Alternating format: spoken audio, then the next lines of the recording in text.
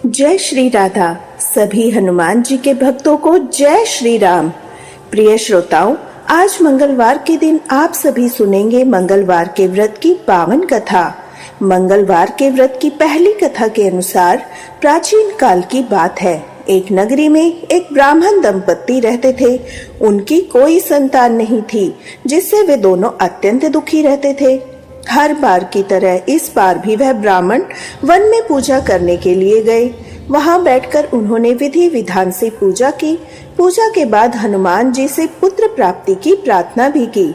उधर ब्राह्मण के घर पर ब्राह्मणी भी पुत्र प्राप्ति के लिए हर मंगलवार का व्रत रखती थी। वह प्रत्येक मंगलवार व्रत के अंत में बजरंग बली को भोग लगाकर तभी भोजन ग्रहण करती थी। एक दिन किसी कारणवश ब्राह्मणी ना तो भोजन बना पाई और ना ही हनुमान जी को भोग लगा पाई। तब उसने प्रण लिया वह आने वाले अगले मंगलवार को हनुमान जी का भोग लगाकर ही अन्न ग्रहण करेगी। भूखे प्यासे 6 दिन बीतने के बाद जब मंगलवार आया, तब अत्यधिक निर्बल होने के कारण वह ब्राह्मणी बेहोश होकर गिर गई। उसकी इस निष्ठा, त्याग, सच्ची लगन और भक्ति को देखकर हनुमान जी प्रसन्न हो गए।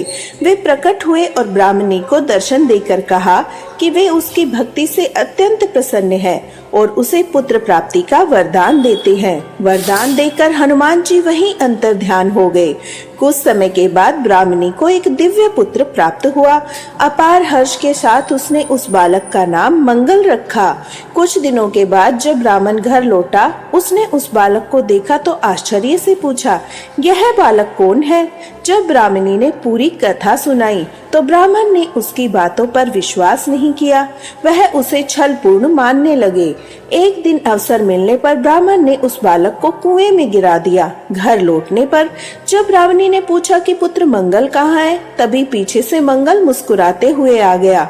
उसे सकुशल देखकर ब्राह्मण चकित रह गए। उसी रात हनुमान जी ने स्वप्न में ब्राह्मण देवता को दर्शन देकर कहा कि वह बालक उन्होंने ही ब्राह्मणी को वरदान स्वरूप दिया है।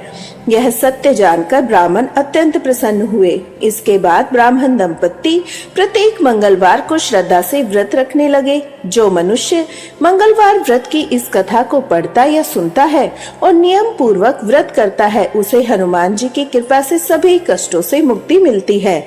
जीवन में सभी प्रकार के सुख प्राप्त होते हैं। वह हनुमान जी की विशेष कृपा का पात्र भी बन जाते हैं।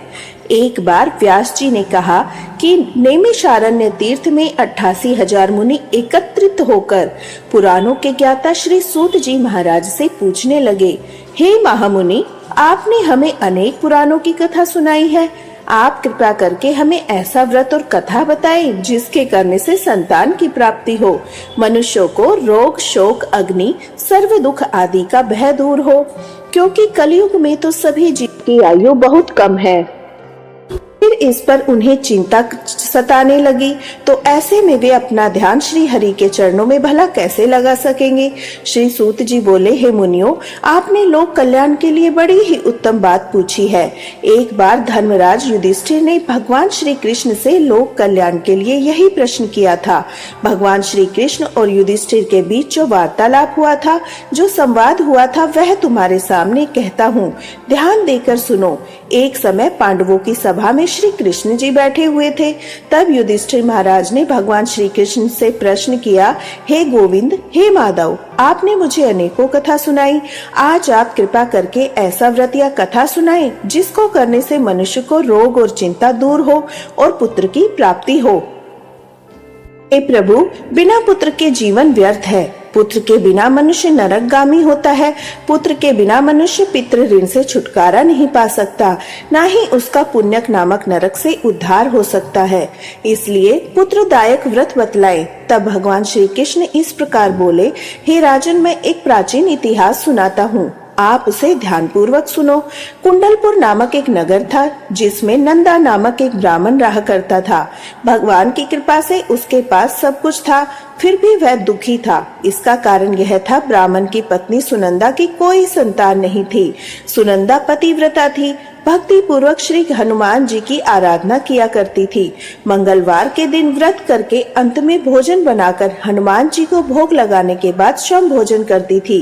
एक बार मंगलवार के दिन वह ब्राह्मणी घर के काम की अधिकता के कारण हनुमान जी को भोग न लगा सकी, तो उसे इस बात का बड़ा दुख हुआ। उसने कुछ भी नहीं खाया।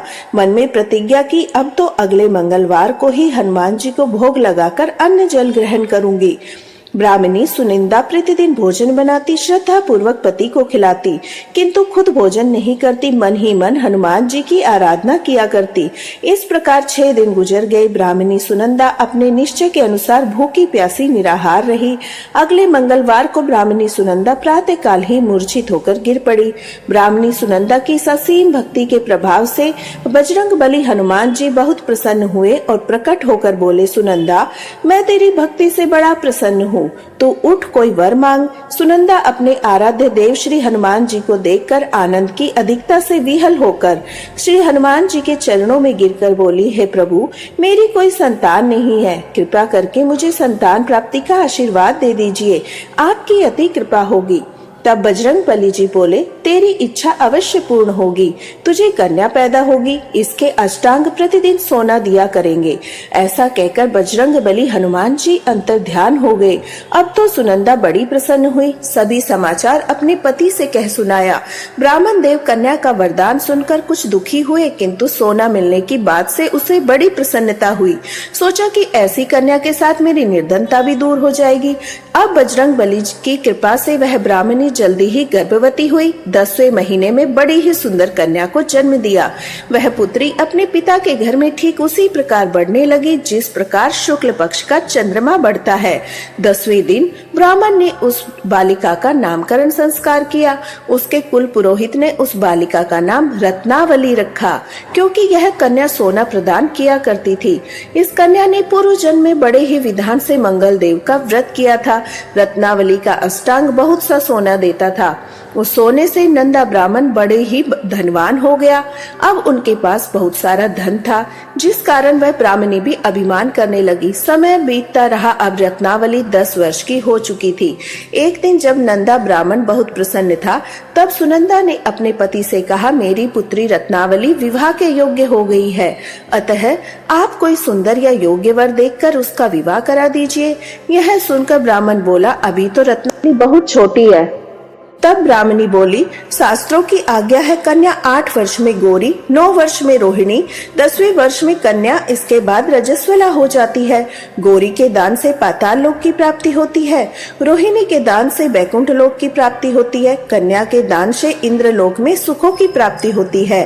अगर हे पतिदेव रजस्वला का दान किया जाता है तो घोर नरक की प्राप्ति होती है।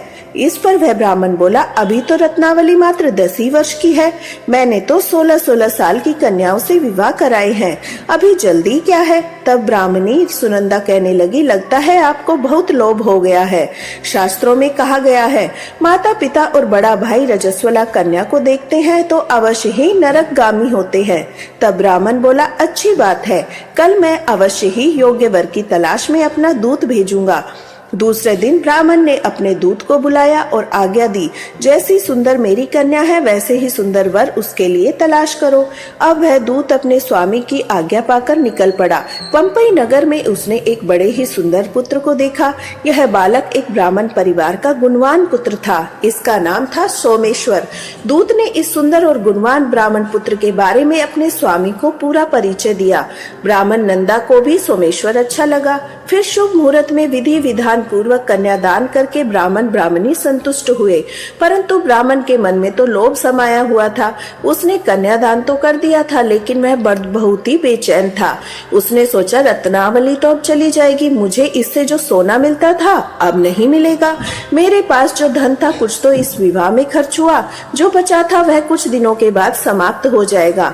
मैंने तो इसका विवाह करके बहुत ही बड़ी भूल कर दी। अब कोई ऐसा उपाय हो कि रत्नावली मेरे घर में ही बनी रहे, अपने ससुराल न जाए। लोभ रूपी राक्षस ब्राह्मण के मस्तिष्क पर छाता रहा।